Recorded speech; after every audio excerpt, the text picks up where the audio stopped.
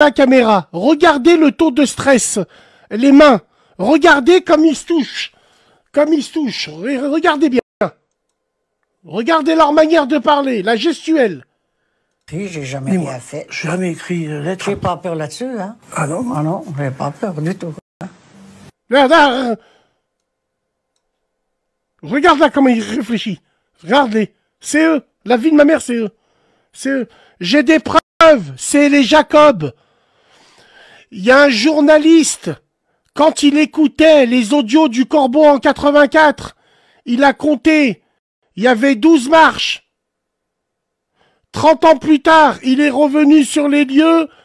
Il voulait interroger le couple. Il y en a un qui est descendu. Il a compté 12 marches. C'est les Jacob. C'est des jaloux. Les lettres du Corbeau, le petit chef, il y a que des syndicalistes véreux pour le faire. Ils avaient le parfait alibi. Ça s'appelle les heures de délégation. Ceux qui ont travaillé dans la même crèmerie à l'usine comme moi pendant 22 ans, force à vous. Vous savez que les syndicalistes, ils peuvent s'arrêter à tout moment. Ils ont des heures de délégation. C'est-à-dire, ils vont dans leur bureau, sur le lieu de travail, ils ouvrent leur bureau. Et ils reçoivent les employés qui veulent se plaindre.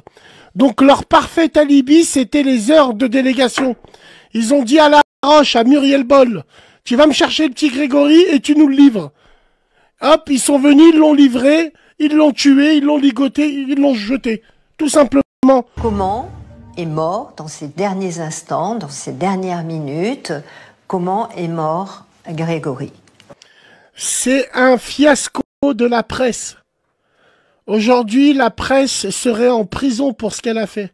C'est la presse qui a divulgué les informations.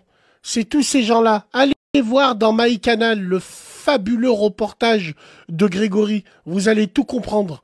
Wallah, le petit, il est mort d'une jalousie banale. Les Jacob, c'est eux, les instigateurs. Ça s'est passé?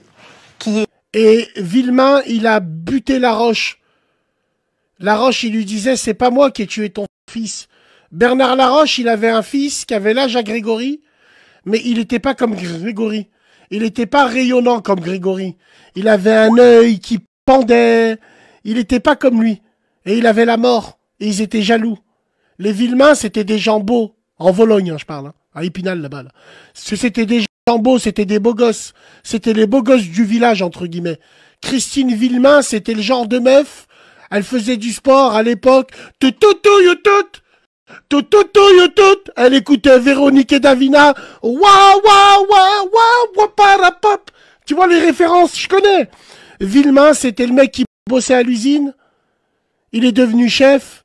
Il a fait crédit. Il a acheté une Rover à sa femme d'occasion, 200 000 kilomètres.